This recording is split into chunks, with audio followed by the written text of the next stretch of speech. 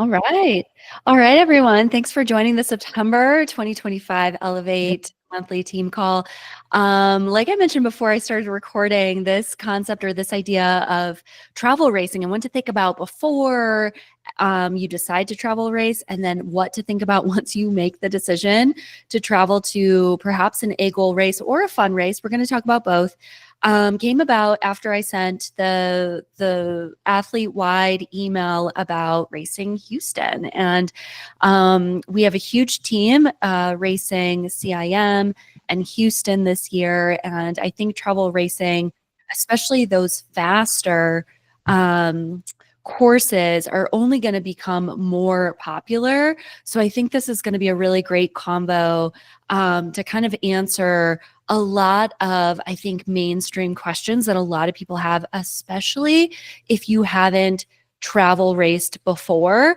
Thankfully, I'm an expert. I only mostly, maybe not only, but mostly do travel racing. Up until like this spring, I'm such a big believer in it, especially as someone who lives at altitude. It can be extremely hard to find like your potential and PRs racing at altitude. So for anyone living at higher elevation or really warm climates or really hilly climates, and maybe you want to go somewhere where you're running a really fast course or you're running at lower elevation, something like that, maybe even like a vacation, one of those vacation races, which can be more of like that fun race.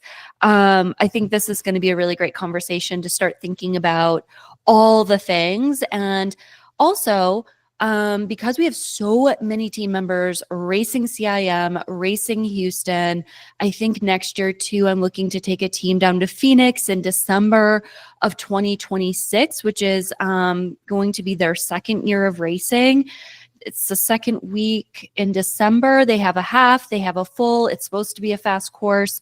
The Boulderthon creator is putting this race together, so it's going to be a fantastic experience. And just kind of thinking through, like, if athletes are coming to Boulder too for Boulder and Boulderthon, there's going to be a lot of opportunities to get together as a team and race. So in addition to not only having this conversation today, I'll be putting together WhatsApp groups for some of these bigger events when we have the 10, the 12, the 14 people. Like Houston is looking like it's the biggest group ever this year.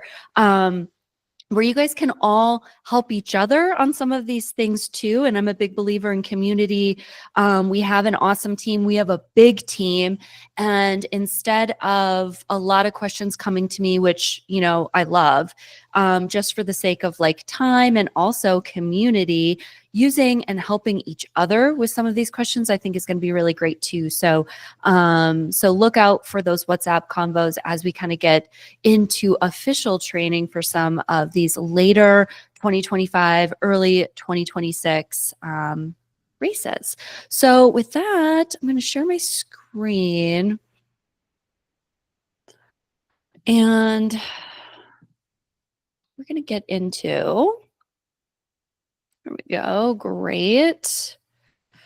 We're going to get into how to prepare for travel racing. I chose a picture of Michelle Doza, who lives in the Denver area, and she traveled up to Leadville, which is like a 3.5-hour trip, I believe, at 10,000 feet to help. Well, she ran the Leadville Heavy Half. This was last summer, 15.5 miles on a pretty wild course, a lot of elevation gain up and down. And this is with her friend Jason. They also have a podcast. Michelle, what's the name of that podcast if you are listening? I know you're on the call. Yeah, sorry, I'm actually not at work, but it's called Runners Like Us. Awesome. Yeah, Runners Like Us. Check them out. It's a super fun podcast. And thank you, Sarah. Yeah, you're welcome. It's a super fun podcast, and I got to be a guest on their podcast a few months ago, and it was super fun. It was super fun to be part of that convo, and you hands down will get something from listening to their conversations and all the little good nuggets that come out of talking to everyday runners. So we're going to talk about how to prepare for travel racing. This is the quote I start every single month with. This is about running. This is not about running. This is from Coach Bennett, Team Nike. And I love this phrase because it's so true. And it's something I'm going to talk about every single month, that even though we're in training and we think we're chasing process goals and outcome goals, it's really when we show up to the start line of our 8-goal race, how have we transformed as a human? How have we showed up? Because how we show up in training is not only how we show up on race day, but it's also how we show up in life and vice versa. And I think every season doesn't have to be linear. I know myself personally, I've gone through seasons where I've showed up exactly like the way I want to show up, flexible, having fun, going through it for the joy and having a really great outcome at the end of it. And there's been other seasons where I've held on a little bit more tightly and it hasn't been as fun. And then a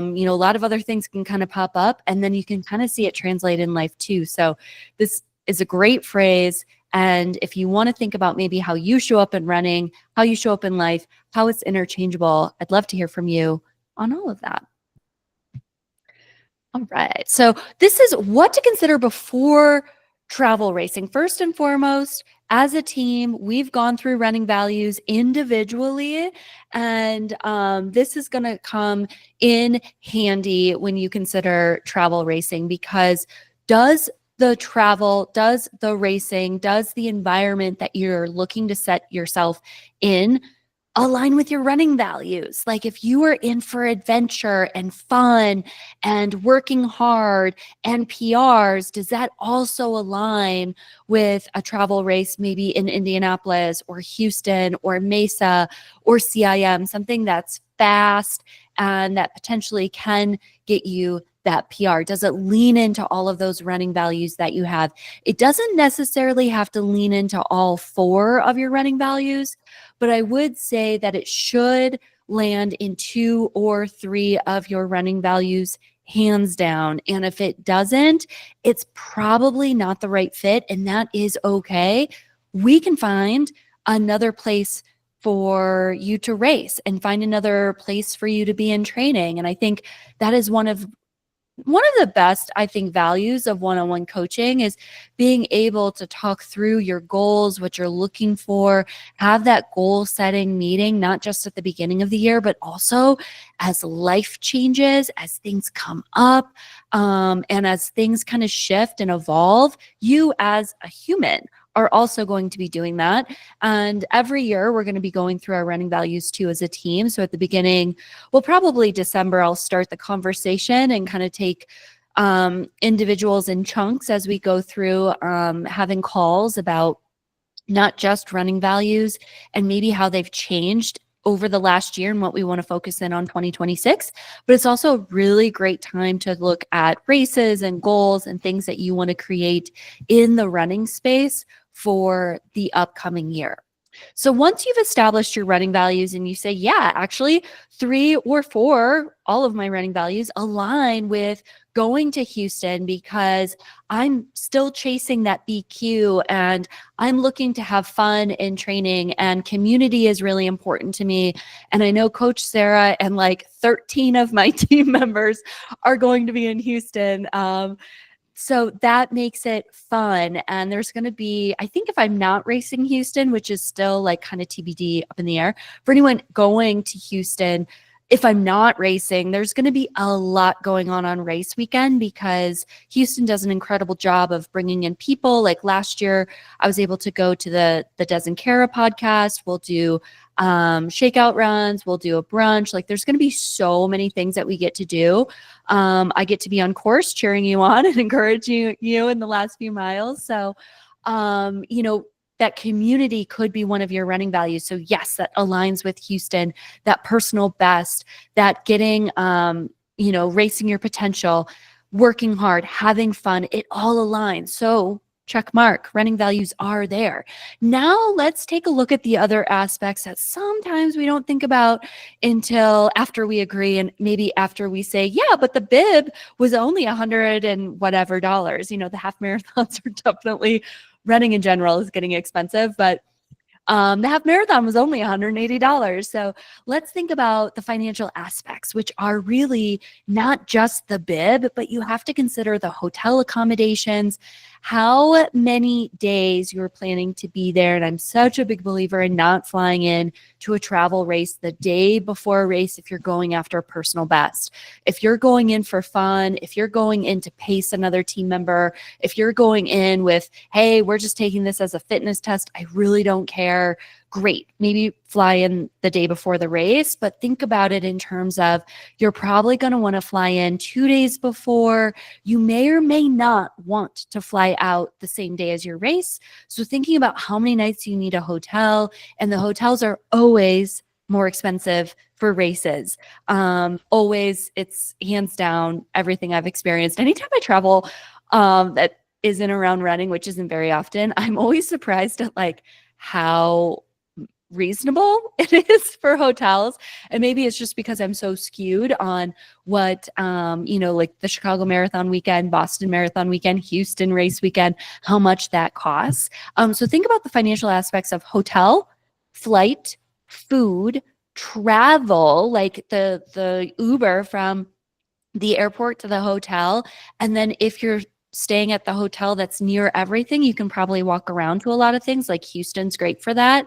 But something like CIM, you might want to get an Airbnb, and that means you're renting a car and you're driving around. So there's a lot of aspects to think about, like, well, what else am I spending money on? If you're a single dog mom like me, like you might need to have, a budget for doggy daycare, things like that. And then think about the life aspects. This is going to be true for any training cycle, but how are you showing up, not just in training, but the life piece of it? Are you going through a move? Are you going through a job change? Are you going through friendship, relationship, community stress? That's all going to impact your training cycle. So if you're going after a personal best and traveling for it, really try as best as you can to kind of minimize those life stresses. Now, obviously, we can't control all of that, and there's some things that are just going to pop up and surprise us. But doing the best that you can in this regard of like, hey, yeah, I feel really good in my career. This is the time of year where work isn't super busy or super crazy. So I think I'll be able to have a bit more flex time with work. Home life seems to be pretty normal or manageable. I think we're all super busy in all of those ways. But if it feels quote unquote normal, that's a great place to be. Travel logistics, which is more about your race and like you're traveling to the race. Can you get a direct flight? Can you get a flight that gets you in mid-afternoon, or are you landing at 8 or 9 p.m. and racing the next morning? So think about the traveling and then how long it kind of takes you to get from like the airport to the hotel and what is reasonable for you. Also think about course and weather. So Houston, great example. Typically race conditions, I mean, it can be anything. I've been there 4 or 5 years now. Typically it's cooler. There's always going to be a little bit of wind, but the course is flat as a pancake. I think you get about 80 feet of gain in the half marathon. And it's such a fast course. And then the same is true for the marathon, like maybe less than 200 feet. It's very similar to Chicago. It's very, very fast. And think about, what is going to be the best course and weather conditions for you. Like Clayton Young is going out to Tokyo this weekend to race in the World Champs, and he thrives in warm, humid conditions. So like Tokyo for him is a great marathon for him to run, not just for his own personal sake, but for the competitors who may not thrive as well as he does in that environment. I know I race better in cool weather. A little bit of wind is fine because you can usually kind of tuck behind someone. But cooler weather for me is always better. Flat is always better. And I know like a Houston or even a Mesa, Grandma's is pretty good. Indianapolis is a great course for me. Just kind of knowing where your strengths are with the course and the weather is also something to consider before you book that travel race. And then think about race logistics. So bid pickup, start line, route, think about all of it. This might come up later in the slideshow, but one of the races I wanted to run this spring, which was a travel race, I had a whole schedule of travel races planned this spring, and then ultimately ended up where the person I was supposed to be traveling with didn't really want to race anymore, and everything just kind of got a little bit messy in that regard. So I just decided to keep it like super easy and stay local and just kind of work on fitness and training. So one of the races I really wanted to run was the McCurdy 10K, which is in upstate New York, I believe. It's in this like park. And I really didn't look at any of the race logistics when I thought about this race, and it's something that I talked about with my coach Nell and the person I was going to be racing with, because it was marketed as fast, flat, and I knew I was going to have a lot of people around me competitively, which is something that I don't know if you find this in races. I definitely do. I'm in no women's land, and I'm like not the fastest, but I'm like not slower. So I kind of find myself in this weird place of like, there's not many people around me when I'm racing. But with this race, I thought, ooh, there's going to be a lot of people right around the 40-minute mark. And if I'm going to lower elevation in March, like that's really what I want to target. And I think this is going to be a great race for me. But what I didn't look at was that I couldn't get a direct flight. For a 10K, the entire travel day, like I think the 10K was on Sunday, all day Friday, I would have been traveling from like 6 a.m. to like flying East Coast, 8 p.m. That's so not good. I then would have had to rent a car and drive 2 hours to the hotel. And then that was the nearest hotel to the race start, which was another 30 minutes away in this park. And so when I started thinking about all of this, I was like, this just seems like a lot. It seems like a lot for a 10K. It kind of even seems a lot for a marathon. Like it just seems like I'm forcing this and I'm vetoing this race. It doesn't matter. It almost seems like too much work to get a personal best. So think about the race logistics. What I love about Houston, and CIM for that matter, is like, for Houston, the airport's really close to downtown. The start and finish line are all within the same block or two. Everything's really close. The convention center, the bid pickup, it's all very close. Now with CIM, obviously point to point. But if you're staying at the finish line, you're then close to the expo. You can pick up your bib. You can shake out downtown. You jump on a bus that morning and drive 26.2 miles to the start. Plenty of bathrooms. I think it's the most, I think it has the most porta potties per runner, which is really exciting for CIMers. And we have a really big group going this year, which is exciting too. And, that's a pretty solid race in terms of logistics. Indy is another great example of that.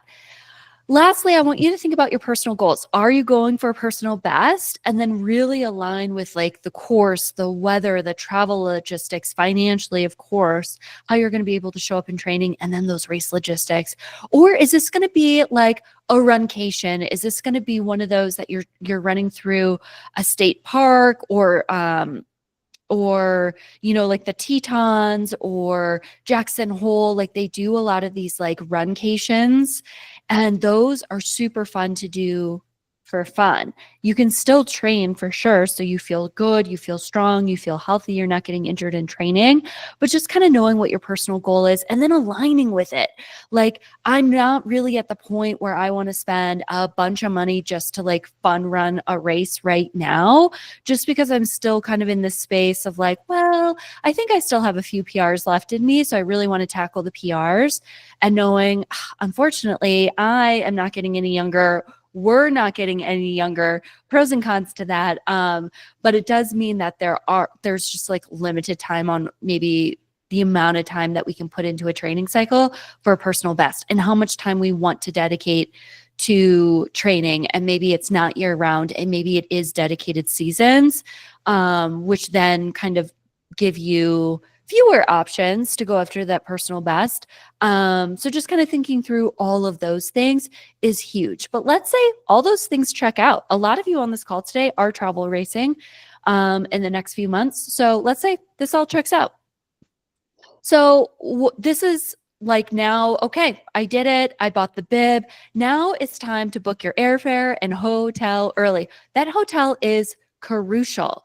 Um, I'm still kind of in the state of not really sure if I'm like racing Chicago, and my parents were kind of considering going because they live 2.5 hours away, but they are getting older and the scene is pretty wild. And I remember my dad kind of got pushed like when I was there like 3 years ago at the finish line, and it was just like a little startling for him. They're in their 70s, and like I think they were kind of like debating whether or not to go, and my dad kind of brought it up to me, I think in like June, and I was like, "Oh, dad, like you needed to get your hotel like 6 months ago. I don't even think you could go unless you wanted to stay on the opposite end of town and then take like the L in to see me. I mean, that would be an option, but what they love about Chicago is that it's spectator friendly. They could stay, 3 years ago we stayed right on the course. They could just jump out of the hotel room, be on the course for miles 2, miles 8, I think they saw me at the finish. So you need to book your airfare and hotel early because it will book up, especially like, for my local athletes in Denver.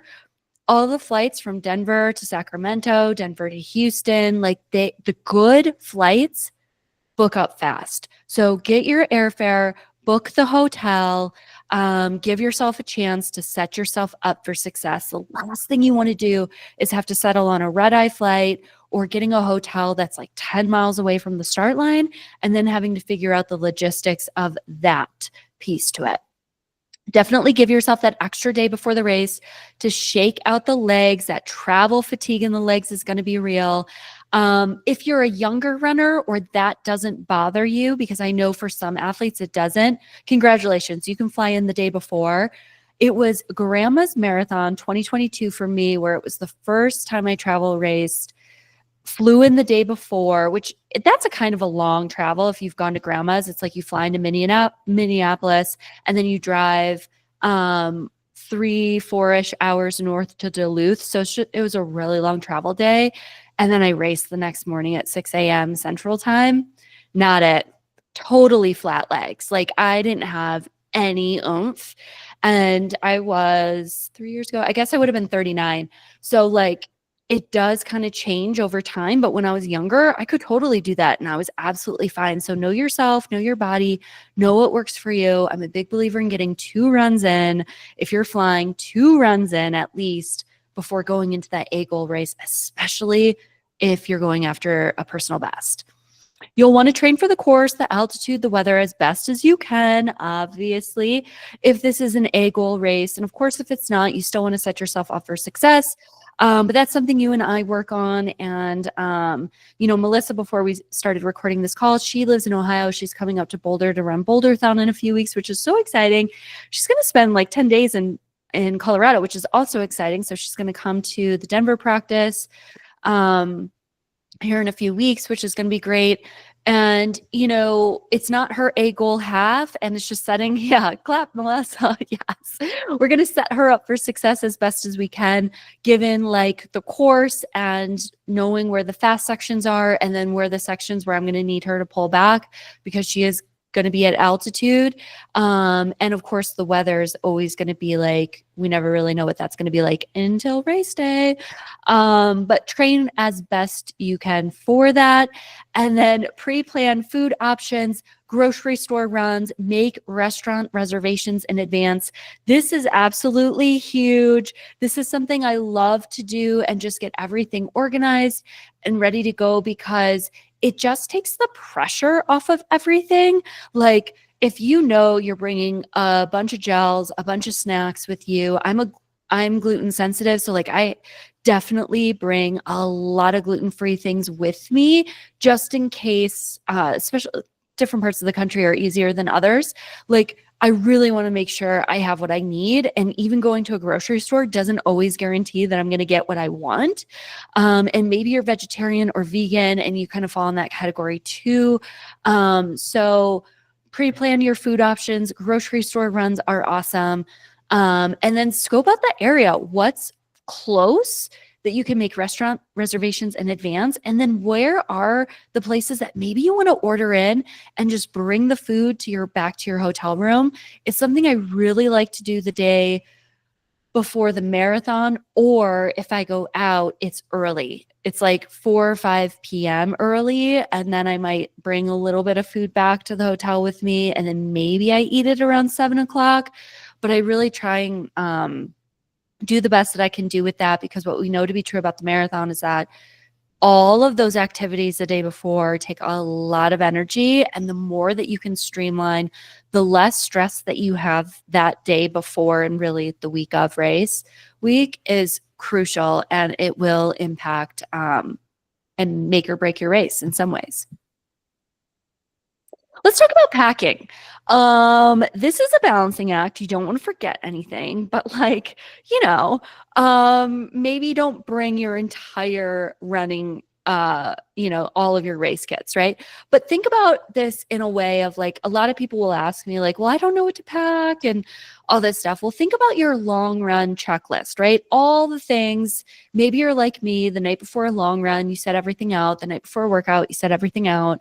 I have this like panic of, especially when I was training with my team and I had to be at the track at a certain time, warmed up, ready to go.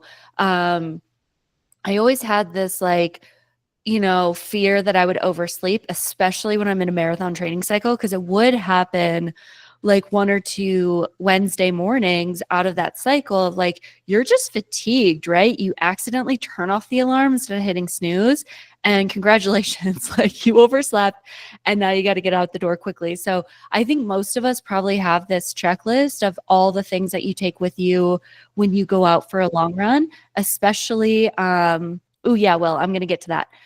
You're like one slide ahead of me about TSA and gels.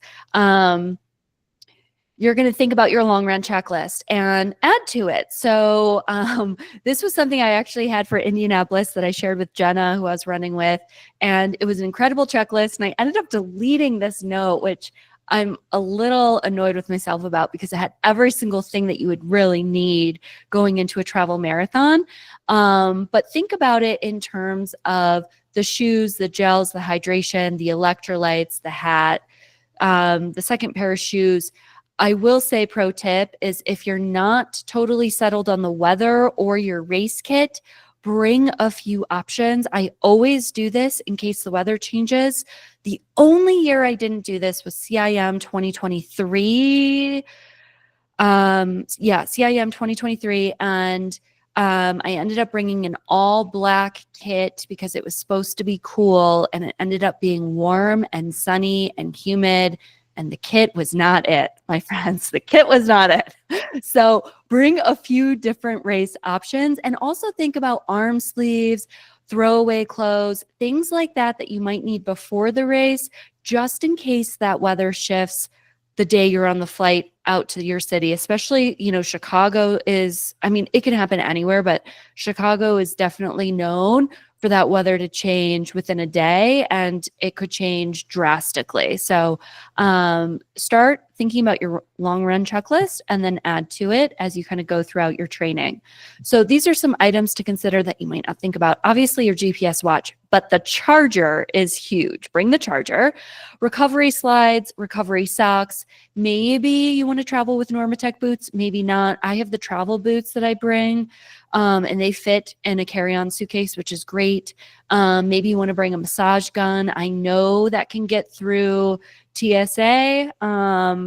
I got through TSA with mine last month or in August when I went to Michigan. So got through that, no problem. Snacks for the flight, snacks for the hotel room, hydration mix, extra gels, because maybe you want to carbo load with your gels.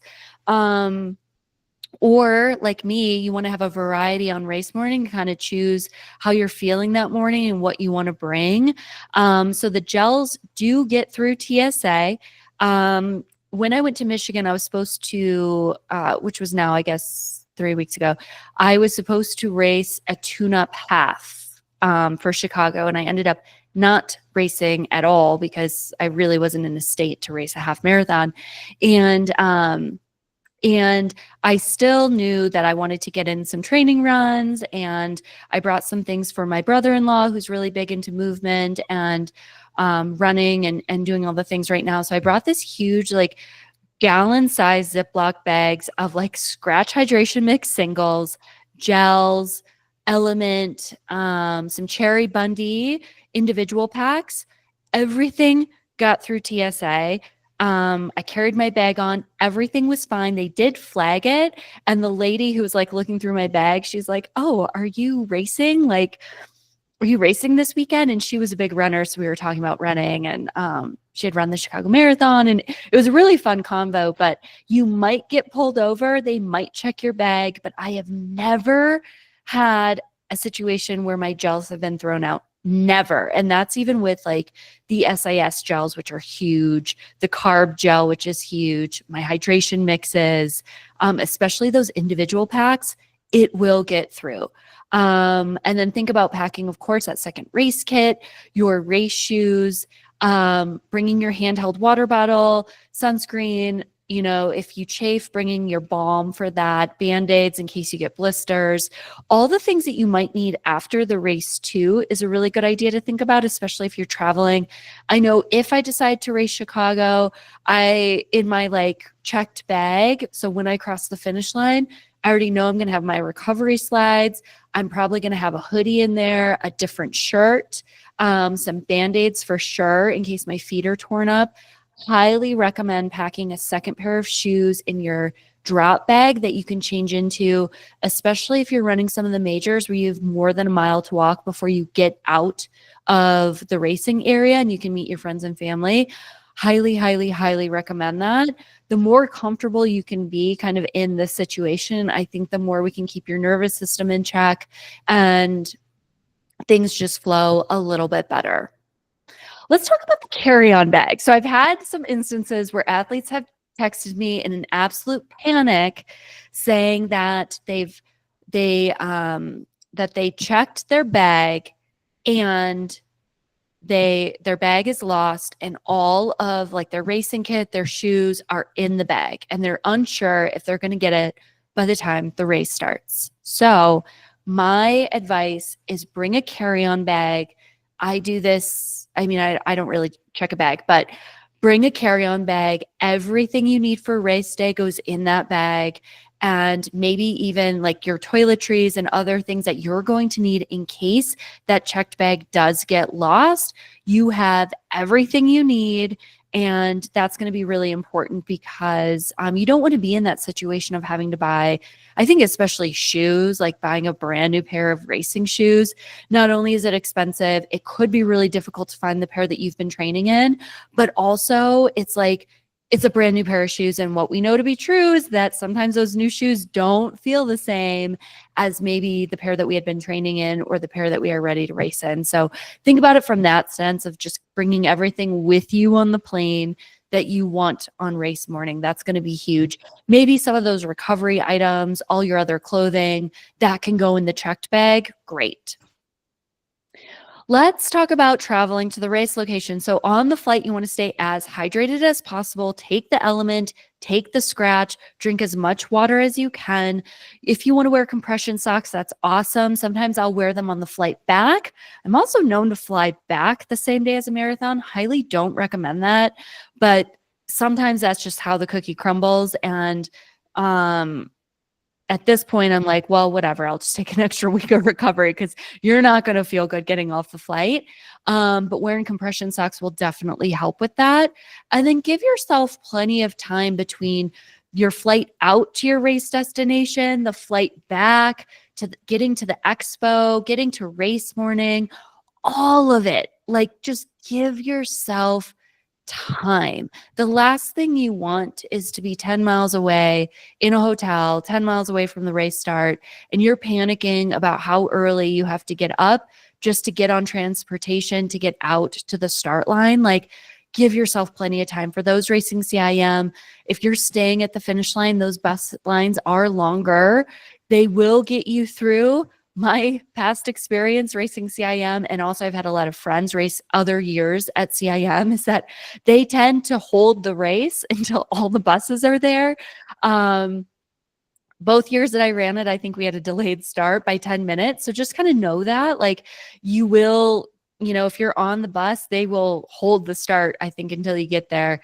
But just make sure you give yourself plenty of time. And if you give yourself plenty of time, and let's say you're at the start line with a lot of time to go, sit down. Like, don't stand. Don't be on your feet for an hour, 2 hours, especially for those later marathon, major marathons like Boston, London, New York. There's so much time from the time you wake up until you actually start to race, that if you are going for a personal best, really giving yourself the best chance possible and sit down. And then when it's time to kind of warm up, do some dynamic stretches, maybe some strides. Everyone's going to be very different in the warm up category and what you do. You'll be ready to go then.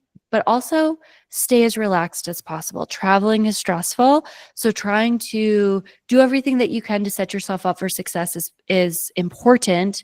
Understand that there's always going to be something that comes up in travel that's not going to be convenient. That is also true in training. And I know I have a few people on here from the Denver group training team. And this week, they really wanted to run this tempo run in a certain park in Denver. And I initially agreed. And I was playing whack-a-mole with comments on Monday. I'm like, sure, let's do that. And then when I actually looked at like, oh, this is the workout, this is what we're doing. Hang on, let's back up. Let's actually run the tempo that we're running at the park I first suggested. It's not ideal. And that's kind of on purpose because I want this team to not check out during the tempo. I want them to stay focused on pace. I don't want them overrunning. I want them to stay present. And I think it's really good to be able to work through some roadblocks. So in this particular park, there are some cars that will drive through. It's not a heavily trafficked park. I think if anything, it's less busy than the park that they wanted to run at, but there will be some cars that they have to look out for. There's going to be some turns that they have to take. And I think it's ultimately going to make them stronger athletes getting through this tempo in that park, instead of going to their safe space of where they like to do tempos.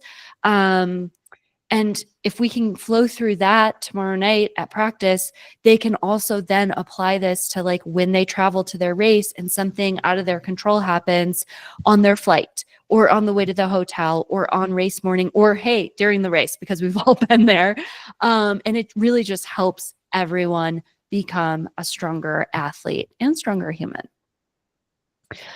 So once you get to your travel location, I highly, highly, highly recommend, if you are running a personal best, going after something that you want to run strong, or it's a fitness test or something that isn't just pure party pace for fun, please limit your pre-race activities. Please do this. And what does that mean? Because that is so subjective to everyone. I've had athletes going after BQs and have found out like later that they've spent the entire day, the day before the race, out and about their city, their race city, doing all the things, and then they didn't BQ. Why? Because when we put ourselves out there energetically, and we're doing all the things and we're out in the sun. And, if you're going to a race city like a Chicago, a Sacramento, a Houston, you are getting 20, 30, 40. I mean, Chicago has 53,000 runners who are tapered and their glycogen stores are 120%. There is buzz in the air. There is so much energy. And if you're going after a personal best, that is most likely for most athletes not the vibe to be in. Now, there are going to be, I know there's a few people on this call that might actually thrive in that environment, and that's fine. You have to know yourself. You have to know what's going to drain you and what's going to fatigue you, but really try to keep the sightseeing limited and maybe plan for staying after the race and doing it. I'm staying in Chicago longer this year. So if I decide to race, I'm going to be able to do things in Chicago after the race. And I'm really excited about that because I'm not going to want to do things before the race. So you want to really limit what you're doing, sightseeing, time on feet, going to the expo maybe that second day before the race versus the day before the race.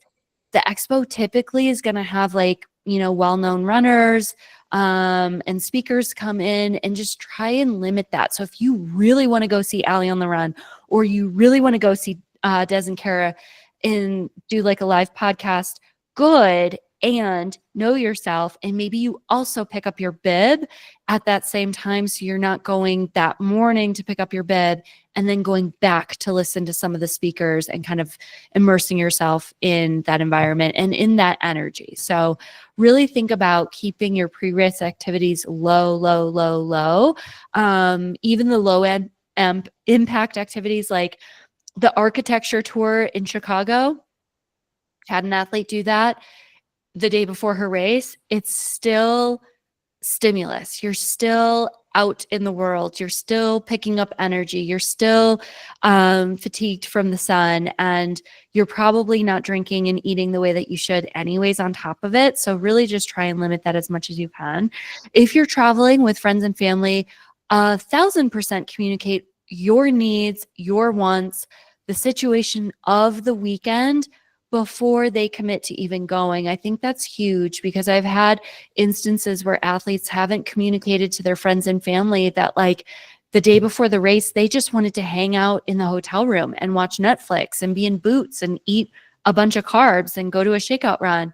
And their significant other has had them go out and like meet up with friends and go out to brunch and do all these things, which is fun, but it is still a lot of energy. So really over communicate as best you can with friends and family on what works, what doesn't work. I am pretty hermity before a race. So if I do end up racing Chicago, for those going to Chicago, I probably am not hosting a team function before the race. I think I'm just going to be in hermit mode, keeping my energy with me and intact. And then, after the race, I don't care how tired I am. I don't care how bad my legs hurt. I will be walking all over that city, and they have a team get together, like a team happy hour kind of planned after the race in Chicago. So we'll be able to meet up there. If anyone wants to go out to dinner, if anyone wants to do things on Monday, I am game for that. And I think, I spoke to like friends and family who are thinking about coming, and I'm like, like before the race, I'm not going to be doing a whole lot, but after the race, I will do anything. It doesn't matter. I will not use like, I just raced a marathon as an excuse. I want to be out and about. So kind of know what works for you, and then definitely communicate that for sure, so it's not a surprise to anyone on that weekend. Obviously enjoy the race expo. Some of them are so cool, but don't spend too much time walking around or too much in that energy. Boston is such a vibe, but wow, it's a lot of energy. And then, of course, focus on getting quality sleep the week of the race. 2 nights out before the race is actually the most important, which chances are is going to be the first night in your hotel room, which might mean you're not getting great sleep. So really just try your best to get as good quality of sleep as you can leading into race weekend. Your body is going to thank you so much. Let's talk about race morning. Lay out all your race gear. I think that's super important the day before, because what if you forgot something? Because that does happen. Chances are, if you haven't gone to the expo yet, you're going to be able to pick it up at the expo. So lay out all your race gear once you get there, even before race morning. Just know what you have, know what's going to work, especially if that weather changes. I've had a race situation. It was in Indianapolis for a half marathon where rain was not in the forecast at all. And I woke up on race morning and it was pouring rain. And I thought, I don't actually know if I can do a shakeout run in the rain, because I don't have other gear to change into.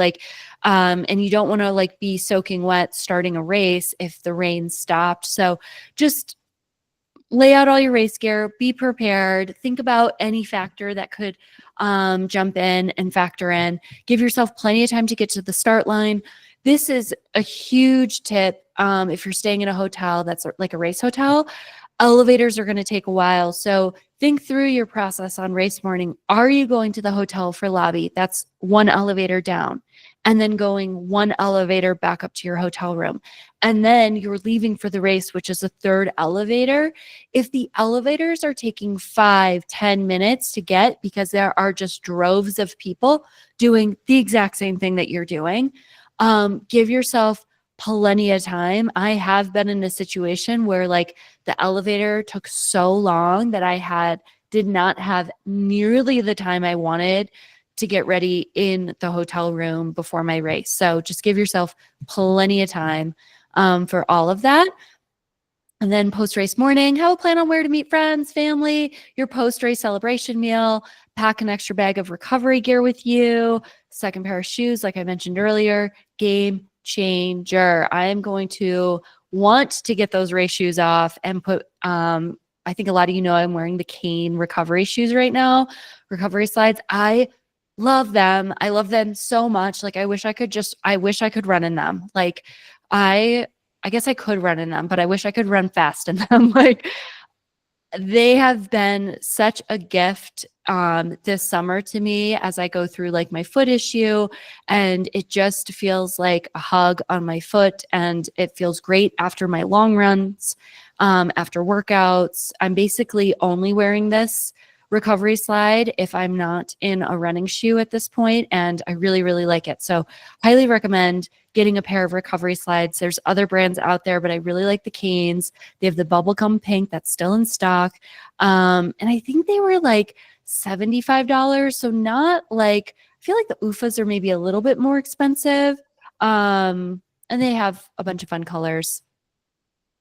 So that's all I have in terms of travel racing, what to think about before, during, after. I want to hear from you guys. Like, what else would you add? Some of you are pros at travel racing. Some of you have never done it before. Is there anything else that you would add? And I'll open the floor up for questions. And I hope to have an answer for you. Bye, Michelle. Thank you. I'll see you tonight.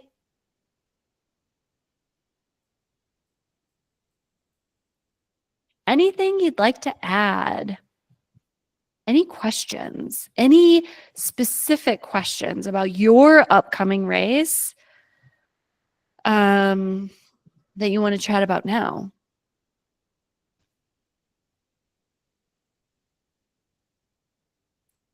Okay. I was just going to say that I always do like find a grocery store or do a Instacart and get like certain things delivered, like bananas and all of that, like right away. And I think doing the Instacart is nice because you can even get it delivered to a hotel, even though it costs a little bit more, but then you're not walking so much.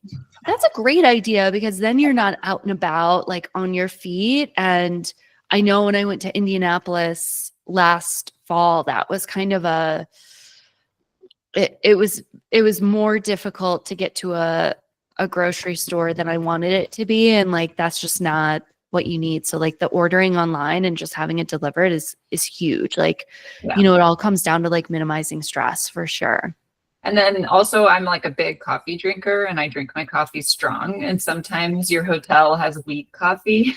So I have learned a few things is you want to ask for extra coffee in advance because sometimes you get there in the morning and you're like, oh my God, this is like the weakest coffee I've ever had. And then maybe it's so early they don't have coffee out, you know? Oh yeah. I also get my own creamer from the door or the Instacart because I like my creamer. And yeah. And then another thing is I'll do oatmeal packets sometimes for like the carb loading to have a breakfast. Like if I want to have oatmeal, if I want before my shakeout run, I'll have oatmeal. You can make it with the hot water in the coffee maker. Sometimes it depends if they coffee maker, but then you have to make sure that you get a spoon and a like reusable cup of some sort sometimes. Cause then it's like you get there and you have like me and my husband ate oatmeal with like a coffee stir last time. Yeah. You want to think through the details for sure. And those are like super great examples of like things that you're not necessarily thinking about that like once you get to your hotel, you're like, oh wait, I need a spoon. Or I will even the day before a race go to Starbucks and get like 2 or 3 espresso shots and then put it in like if you have a refrigerator in your hotel and then warm it up the next morning. And I'll drink espresso shots before racing versus like the volume of coffee is sometimes a little bit more than I want in my stomach. Or just making sure you have like, a packet of instant coffee, or to like what Nicole said about just having like the strength, because I'm the same way. Like it's basically, I mean, hello, it's like in my veins, like at all times. So like, Yeah. I don't have it. I agree with that, with the coffee thing. Yeah. Yeah, I think that just generally my last marathon, which I made the epic mistake of walking 19,000 steps the day before the race, was like, you can't, also another thing that I feel like if you're relying on like, oh, there's a coffee place and I'll just like pick up a muffin or whatever, and then you get there and the line's like insanely long and you don't want to be on your feet. So that's why another reason I do the DoorDash, and then I actually bring the oatmeal from home and pack it in my bag, like just making sure you have enough food for if you're doing a marathon to carb load. 100%. It's so huge because like those grocery store runs, like I mentioned earlier, like especially if you have dietary restrictions, they might not have what you need. There's definitely some areas of the country where it's like, oh, I have to be very, very strategic on gluten-free. And then there's other parts of the country where it's just very easy to find what I need. So definitely make sure you're staying off your feet the day before your race, keep things low key.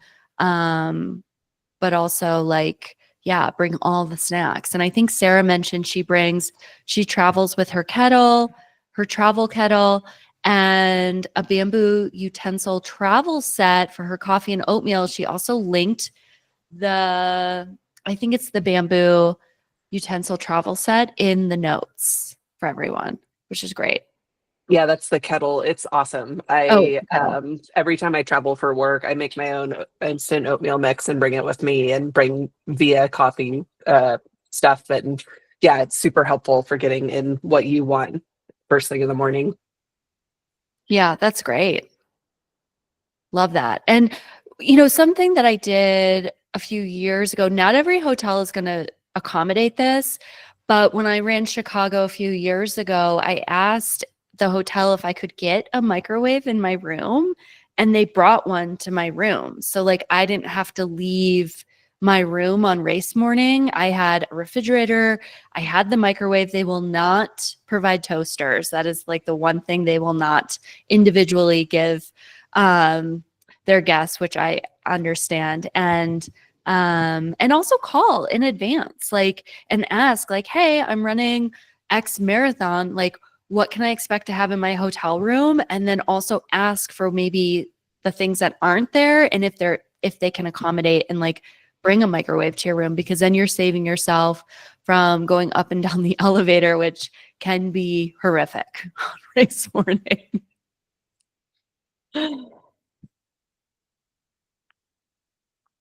Awesome. All good tips.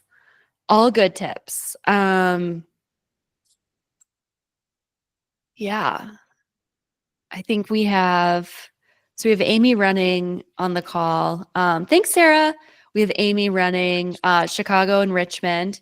Brooke just finished a 50K and a 22K trail race. We have Josh running Houston, Melissa running Houston, Ellie running Houston, Ashley's running a half this fall, and then Mountains to Beach next spring. Nicole's running CIM, Will's running CIM. So we have a good group here. I really appreciate you all. You'll meet each other, you'll meet each other in WhatsApp here in the next few weeks. And that will be a really great place to connect with everyone and support each other through your journey of training and what's working, what's not working, and supporting each other and all that good stuff. And if you are running Chicago, I'll send an email soon about the wins and the wheres of where I'll be and how we can connect as a team on race weekend. Cool. Well, thanks everyone. I hope you have a great rest of your Tuesday. Thank you. Enjoy it all, and I'll see you soon. Bye, Sarah. Thank you. Bye. Bye-bye. You're welcome.